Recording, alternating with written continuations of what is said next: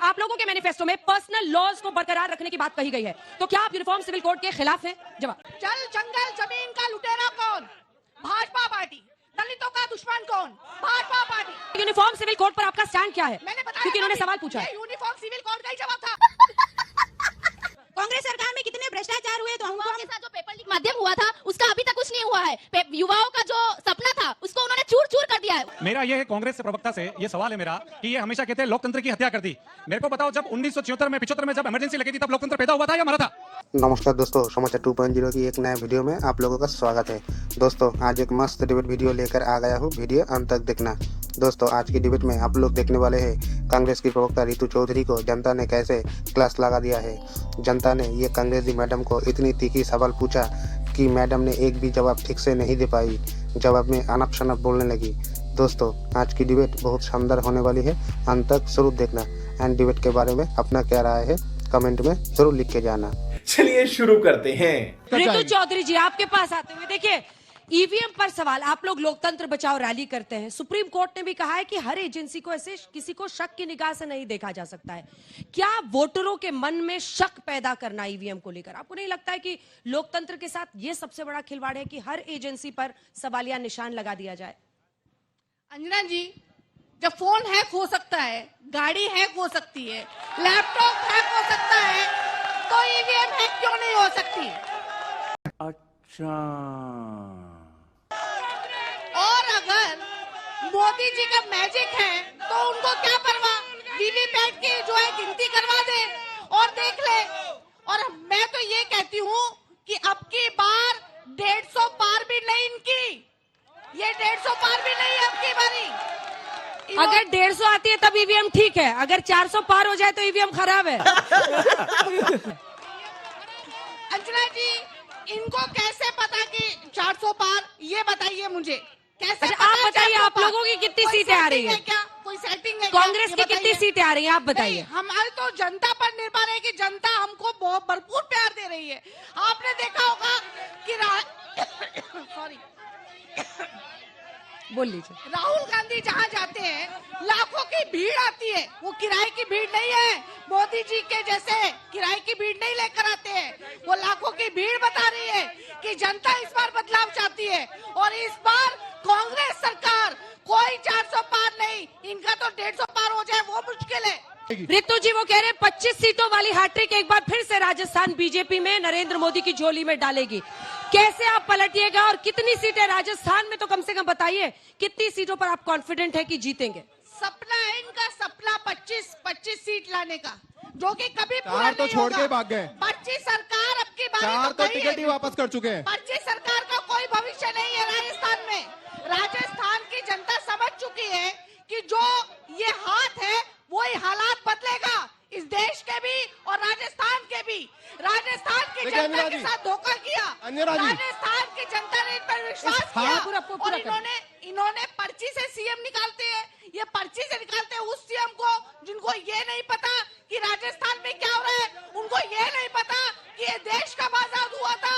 वो सरकार चलाएंगे, वो सरकार चलाएंगे। देखिए इन्होंने आपकी बारी साफ है, आपकी बारी साफ है, भाजपा साफ है, सुपड़ा साफ है भाजपा का। और आपकी बारी कांग्रेस पार्टी इंडिया गठबंधन जो है देश में आ रहा है और राजस्थान में 25 के 25 सीट हम लेकर आ रहे। देखिए छोटा सा जवाब, उसके बाद मुझे इन दोनों के पास जाना। कहा कि पर्ची सीएम तो निकला नहीं, इनका खर्ची सीएम जरूर निकला। 2018 में सचिन पायलट को मुख्य बनाने वाले थे मुख्यमंत्री और खर्ची सीएम अशोक गहलोत मुख्यमंत्री बन गए। तो ये जो पायलट के नारे लगा रहे थे अभी, पायलट को तो गद्दार कहा अशोक गहलोत ने पायलट को गद्दार कहा, अशोक गहलोत ने पायलट को कोरोना कहा, अशोक गहलोत ने पायलट को वायरस कहा, अशोक गहलोत ने पायलट को देशद्रोही तक कहा। अब आप बताइए कि राजस्थान में जो गहलोत समर्थक हैं, जो सचिन पायलट समर्थक है, वो किस तरफ जाएंगे? आप ये मानकर चलिए 4 लोगों ने इनकी टिकट वापस कर दी राजस्थान में। बाकी के जो लड़ रहे हैं वो टीवी के सामने बोल रहे हैं कि हमें क्यों लड़ा रहे हो, हम चुनाव नहीं लड़ना चाहते। राजस्थान में कांग्रेस पार्टी के प्रत्याशी बार बार बोल रहे हैं। और देखिए बांसवाड़ा में क्या हुआ, बांसवाड़ा में इन्होंने कांग्रेस की टिकट दी, वो लेके भाग गया, इनको मिला ही नहीं। और कांग्रेस पार्टी ने अखबार में ऐड दिया है कांग्रेस पार्टी ने एक पर्ची जारी की है, उस पर्ची में कांग्रेस पार्टी ने कहा है कि बांसवाड़ा में कांग्रेस को वोट नहीं देना। कांग्रेस ने पर्ची जारी की है, कांग्रेस को वोट नहीं देना। तो आप ये मानकर चलिए कि राजस्थान में कुछ नहीं मिलने वाला है, कुछ नहीं मिलने वाला है। चलिए आप लोगों के कुछ सवाल लेंगे। आप प्रिंसिपल हैं यहाँ पर स्कूल में, आपको क्या लगता है इलेक्शंस में आपको क्या दिख रहा है, असल मुद्दे दिख रहे हैं? नमस्कार, मैं Sanjay Narwariya, principal Delhi public school Udaipur. सभी गणमान्य नागरिकों का स्वागत है और दोनों पार्टी के जो सदस्य हैं, प्रवक्ता गण, उन सबका स्वागत है। सवाल पूछिए। हम लोगों के लिए देश प्रमुख है।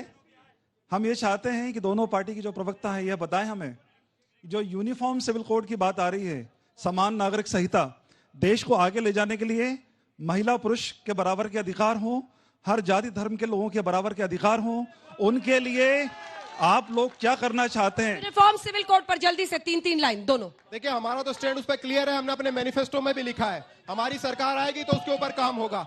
इस पे तो सवाल पूछने की जरूरत कांग्रेस को है कि क्या कांग्रेस इस देश में समानता चाहती है?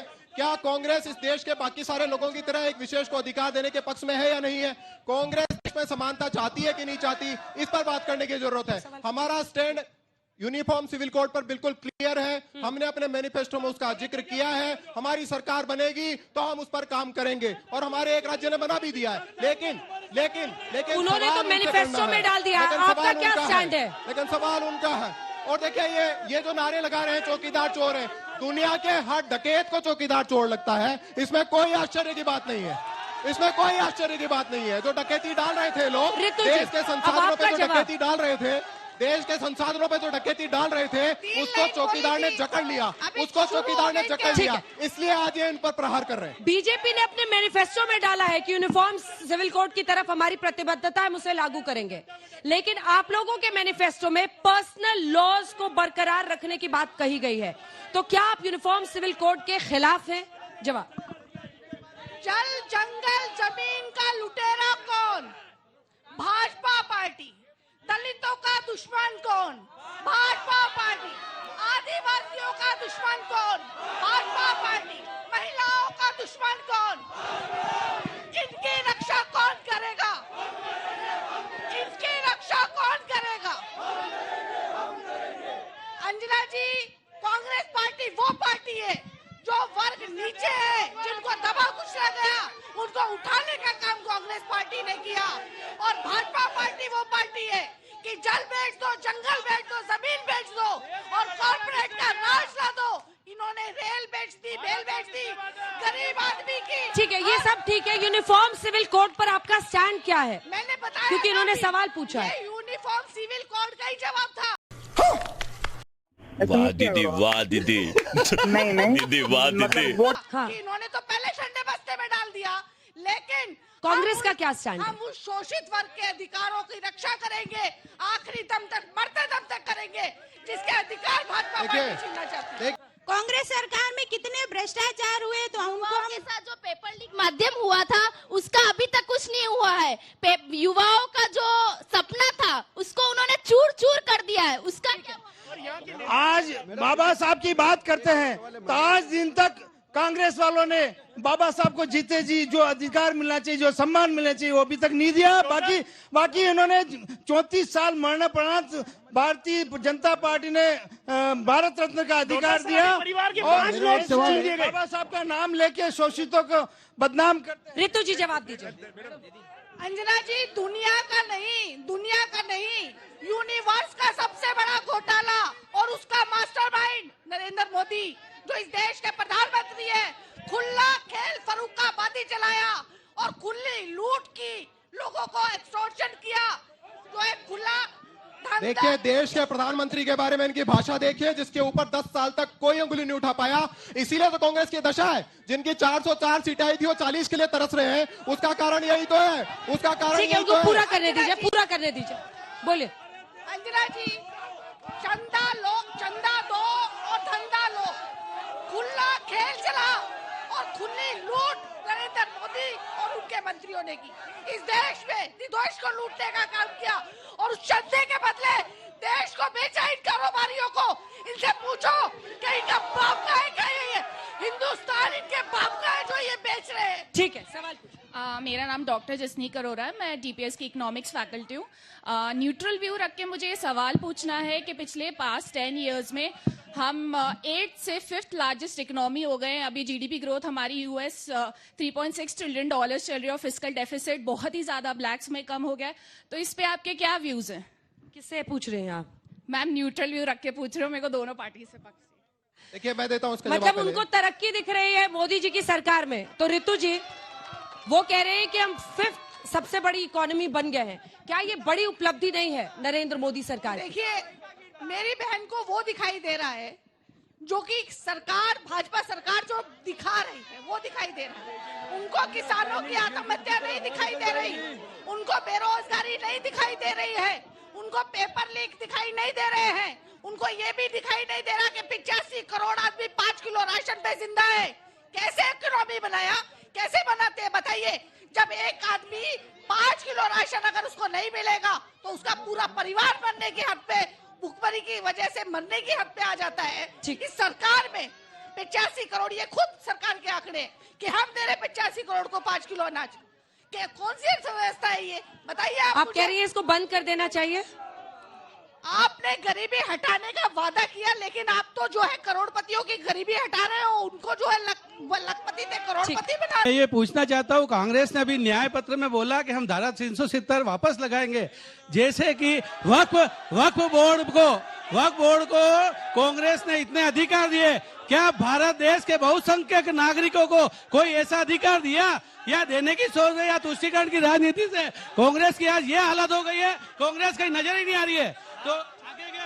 एक दूसरा मेरा ये है कांग्रेस से प्रवक्ता से ये सवाल है मेरा कि ये हमेशा कहते हैं लोकतंत्र की हत्या कर दी। मेरे को बताओ जब 1974 में 75 में जब इमरजेंसी लगी थी तब लोकतंत्र पैदा हुआ था या मरा था? खत्म, bye bye, tata, good bye, गया। दोस्तों वीडियो अंत तक देख ली तो अच्छी लगी होगी। अगर अच्छी लगी तो वीडियो को एक लाइक एंड चैनल को सब्सक्राइब कर लेना एंड वीडियो के बारे में अपना क्या राय है कमेंट में जरूर लिख के जाना। वीडियो अंत तक देखने के लिए आपको बहुत बहुत धन्यवाद। चलिए मिलते हैं अगली वीडियो में, तब तक के लिए जय हिंद, जय भारत, जय सिया राम।